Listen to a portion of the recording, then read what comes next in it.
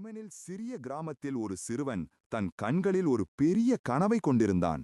அவன் பெயர் தீருபாய் அம்பானி. ஏமனில் ஒரு சாதாரண கிளார்க் வேலை செய்தாலும் மனதில் பெரிய பார்வை கொண்டிருந்தார். உலக வர்த்தகம் எப்படி நடக்கிறது என்பதை கற்றுக்கொண்டார். சில ரூபாய்களுடன் இந்தியா திரும்பிய தீருபாய் ஒரு பேரரசை உருவாக்கும் கனவையும் கொண்டு வந்தார். மும்பையில் ஒரு சிறிய அறையில் ஆரம்பித்தார், ரிலையன்ஸ் கமர்ஷியல் கார்ப்பரேஷன். விரைவில் அவர் ஒவ்வொரு இந்திய குடும்பமும் அறிந்த விமல் என்ற ஒரு ஜவுளி பிராண்டை 1970இல் உருவாக்கினார். நூல் முதல் துணிகள் வரை, துணிகள் முதல் ஃபேஷன் வரை ரிலையன்ஸ் ஒரு வீட்டுப் பெயராக மாறியது. விமல் என்ற பெயர் இந்திய வீடுகளின் பகுதியாக மாறியது, எல்லோருக்கும் தெரிந்ததாயானது.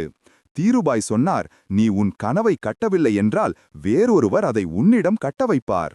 பிறகு 1997இல் ரிலையன்ஸ் பங்குச் சந்தையில் நுழைந்தது. சாதாரண இந்தியர்கள் முதலீட்டாளர்களாக மாறினார்கள். இது மக்கள் நிறுவனமாக ஆனது. அதன் பிறகு ஜாம்நகர், உலகின் மிகப்பெரிய ரிஃபைனரி. ரிலையன்ஸ் இனி துணி நிறுவனம் அல்ல, எனர்ஜி பேரரசு ஆக ஆனது. தீருபாய் விட்டுச் சென்ற பார்வையை மகன் முகேஷ் அம்பானி கையில் எடுத்தார். புதிய யுகம் ஆரம்பமானது. முகேஷ் அம்பானி ஜியோ புரட்சியை ஆரம்பித்து இந்தியா முழுவதும் இணையத்தை பரப்பினார். 1 GB டேட்டா 250 ரூபாயிலிருந்து 10 ரூபாய் ஆகி இணையம் எல்லோருக்கும் கிடைக்கும் நிலைக்கு வந்தது.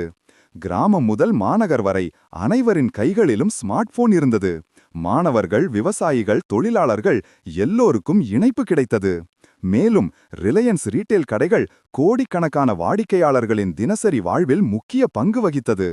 சூரிய ஒளி, காற்று, ஹைட்ரஜன், புதிய எதிர்காலம் உருவாகி வருகிறது. ஜாம்நகரில் உருவாகும் கிரீன் எனர்ஜி கிகா காம்ப்ளெக்ஸ் உலகத்திற்கு முன்மாதிரியாக உள்ளது.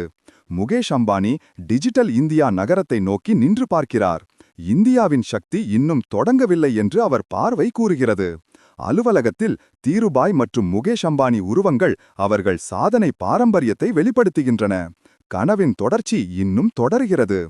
இது ஒரு சிறிய மனிதனின் கனவு இன்று ஒரு தேசத்தின் அடையாளமாக மாறியுள்ளது. இதுவே dreams to destiny, the Reliance story. பிடிச்சிருந்தா ஒரு லைக் பண்ணுங்க, ஷேர் பண்ணி சப்ஸ்கிரைப் செய்ய மறக்காதீங்க.